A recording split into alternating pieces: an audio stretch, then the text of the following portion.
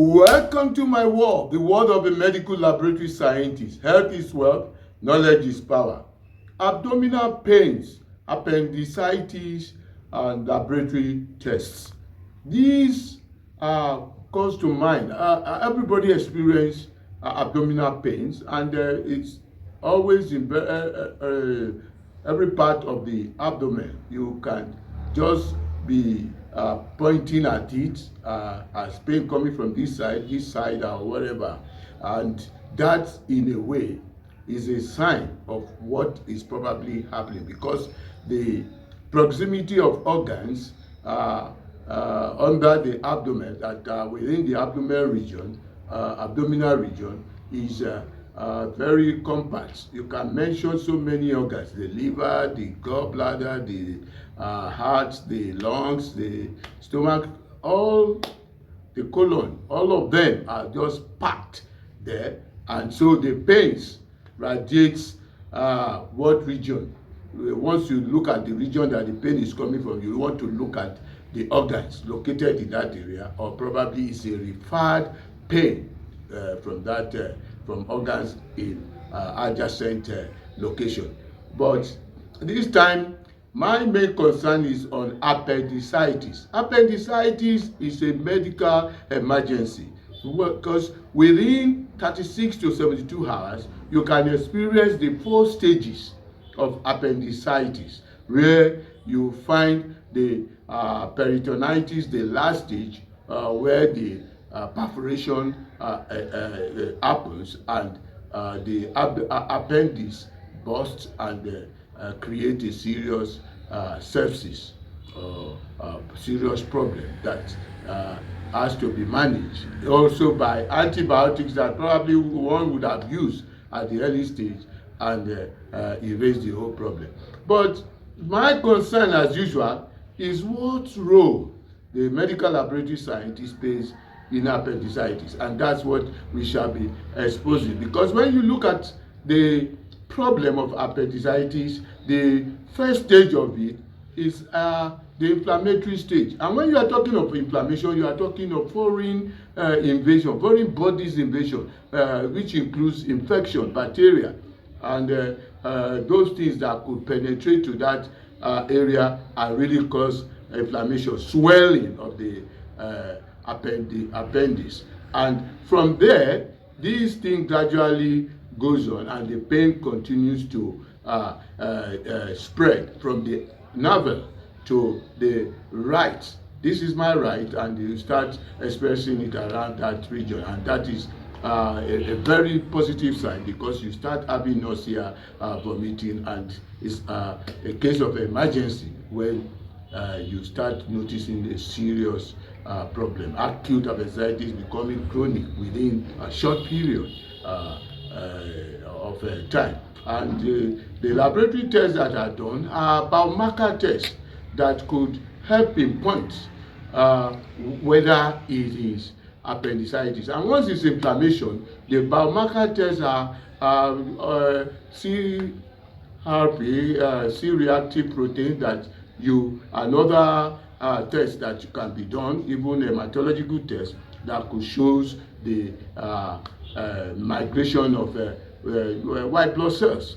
And these are many more I shall expose in the slide session. But as usual, click the like button, subscribe. Let us have a very enriched slide session where I will expose the necessary facts that will make you know what to do when you have an experience of appendicitis, or somebody you know has that experience, and you know what to do to save life. The outline: objective introduction, the 4 stages of appendicitis, laboratory diagnosis and recommendation. The objective: to expose the 9 abdominal regions that help in accurately pinpointing the underlying organs from whence the pains experience is emanating from, and also show the laboratory marker tests that could be done for further confirmation. The introduction: when you look at the abdomen from these picture quadrants, you'll be able to see the 9 regions. Let's claim it from the right side, which is called the right upper quadrant, the epigastric, and the left upper quadrant. Then you have the right flank, umbilical region, and the left flank region. The right lower quadrant, the suprapubic region, and left lower quadrant. The organs underneath this abdominal region are many. You can see from this picture, just showing the liver, the lungs, and the heart, and what have you. So also we can superimpose others. Let's do that right away. Yeah, from this picture, one could say from the right upper quadrant, you can expect hepatitis, gallbladder problems. The left upper quadrant, you start talking of the spleen. You can talk of gastritis, and even at the middle, you could talk of epigastric problem, gastritis, and co. So up to the lower right quadrant, where we talk of appendicitis. The stages of appendicitis. The appendix is like the tail of the colon, as shown in the diagram here, where the small intestine is connected to the largest intestine. Some people believe it performs no work than trapping waste that bacteria could infect and cause inflammation. And the first stage of appendicitis is that early inflammation, which you see happening. The initial stage, where the appendix becomes obstructed and swollen, typically causing mild abdominal pain near the navel. This is when antibiotics could be of help. Second is the suppurative, when the bacteria have started producing pus and infection spread, the appendix filled with pus, pain becomes more severe. Now, the third stage, gangrenous appendicitis, that's more of gangrene already forming from the necrosis that you see, and that stage is very serious. This is a critical state. The fourth state is when it is perforated, rupture appendicitis. The necrotic tissue bursts, releasing infected material into the abdominal cavity, which can lead to peritonitis, a dangerous infection, sepsis, possibly even what we call the septicemia. Then one part we must know about appendicitis. According to WHO, appendicitis is a major abdominal emergency. It's something you don't waste time with global data indicating a lifetime risk of 6.7 to 8.6%, often associated with high morbidity if not treated promptly. While common in high-income regions, incidence is rising in industrializing countries. That is, countries that are not in the developed world, but having industries. Rising incidence is being noticed. The largest increases in incidents 1990 to 2019 were observed in Ethiopia, where 76.1% was noticed, India 98.4% incident, and Nigeria, where 96.3% rise in incidents were noticed. Yeah, this is one of the areas where laboratory tests are not really mainly confirmatory, but added to clinical presentation to make a sure confirmatory claim.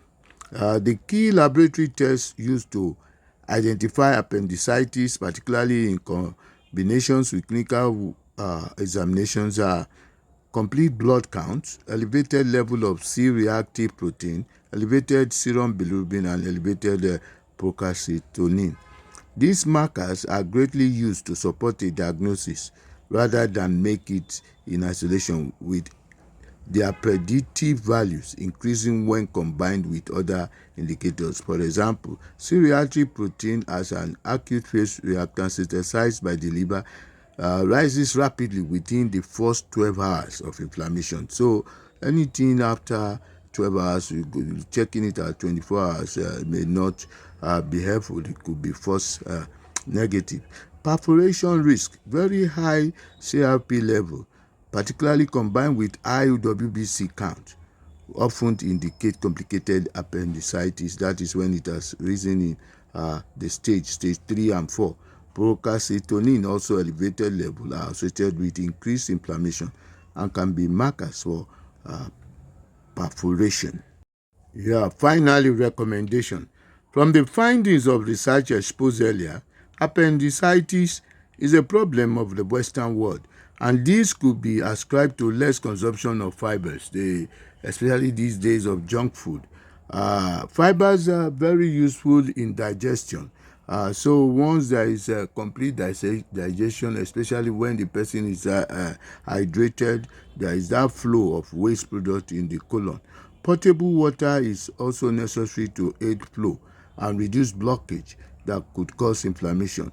For treatment, once it has gotten to that third stage, especially, or even at the suppurative stage, second stage, one could go for the appendectomy, that is removal of the appendix, because it performs no significant work. As at now, I've not read of any significant work that it does, but if you remove it, could be detrimental to one's health. No.